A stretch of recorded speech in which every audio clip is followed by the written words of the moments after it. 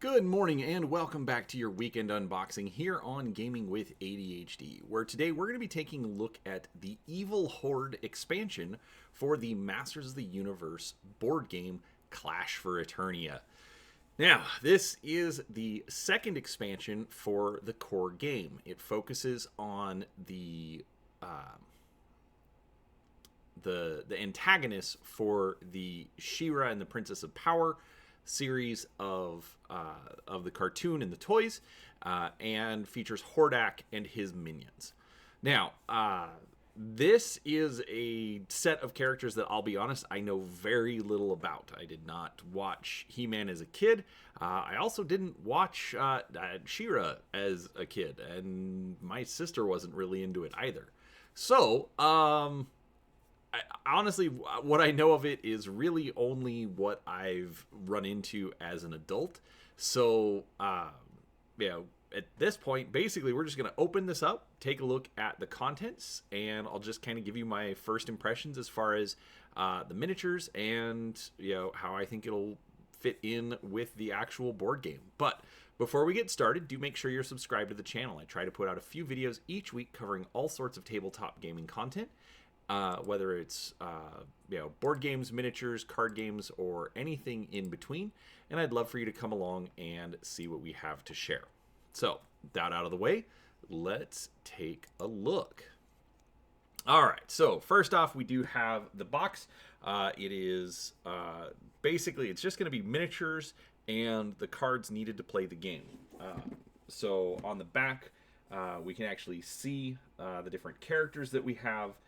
There's 19 different models, 60 cards, and 13 tokens. So, I realize that, I'm not listing off all the names of characters, but we'll get into that when we look at the miniatures.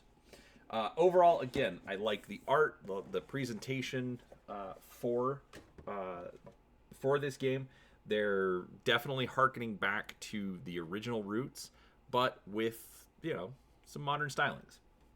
Alright, so first thing we're going to see when we open the box is we've got the tokens. Now these are for tracking like the health of the characters.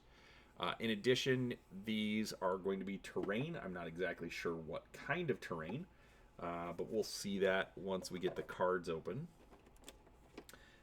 We then have character cards and minion cards, and then a card for the terrain. We'll start with this one just because there's going to be a couple of them. Alright, so we've got the Horde Trooper minions and all of their stats, the Horde Wraith and their stats, and then the Shadow Cage. Okay, so this will tell you how the terrain works in the game.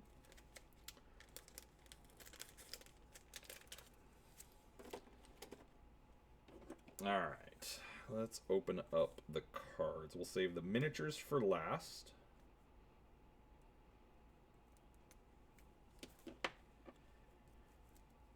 Now, just like the other sets, there's cards for playing against the AI, and there are cards for the actual player. So these are the AI cards. You get the art and the attack and skill for the character. On the back, you just get a nice piece of art. So we've got Hordak, Mantenna, Leech, Catra, Modulok, Grizzlor, the Shadow Weaver, or Shadow Weaver. And then we have the player cards. Now, one side of the card is for the player.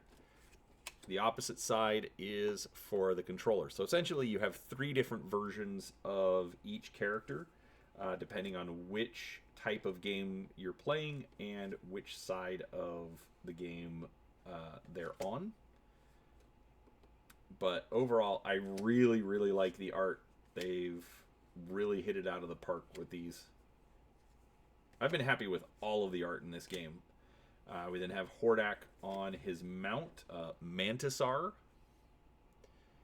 So then we're going to have stats for that. All right. We then have our extra little container for the character skills and activation cards. I still don't understand why they have that extra little container, but it does help keep things organized. The boxes absolutely are fantastic for organizing and storage. And since I am going to be painting up the miniatures, I actually do plan on keeping the packaging instead of finding a way to consolidate and separate it out. So you're going to get 3 skill cards for each character. So we've got Energy Cannon, Hex, and Mantisaur. Each of these is double-sided, so you do have variants. It's either a variant or an upgrade. I'll be honest, I'm still reading through the rules. But we get that for each of the characters. And then you get your activation cards, 2 for the player and 1 for the controller. And we get that for, again, all of the characters.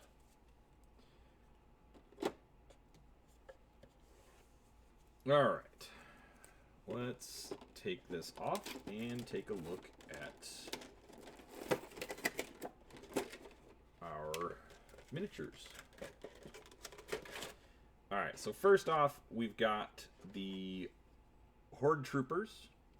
You get 2 different poses, one facing the right, one facing the left. But otherwise, they look identical. Again, these are pretty good figures, all things considered. Let's see, then these are... Alright, these are the Horde Wraith.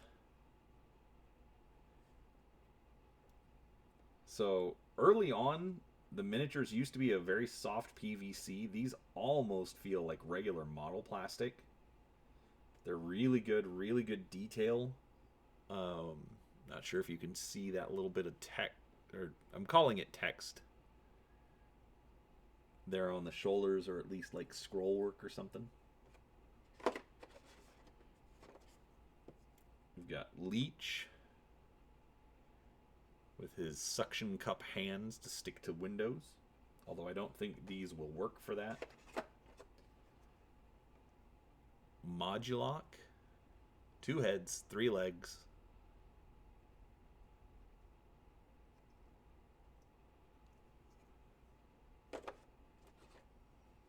Mantenna, 4 legs, extending eyeballs. I really like that. I really like how those eyes just popped, or like they look like they're popping out of the head like they do. This is Shadow Weaver. It's like Hordak's evil sorceress. I would say that this is kind of his Orko equivalent. Actually, we're going to come back to Hordak. Grizzlor. Very furry. Not quite as furry as the actual action figure, but pretty close. Catra.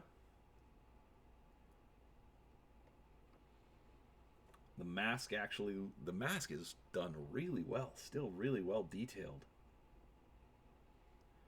And her cat sword. And we've got Hordak, a little bit of bend in his staff. That can be easily fixed with some hot water. But again, overall, nothing really to complain about with the miniature.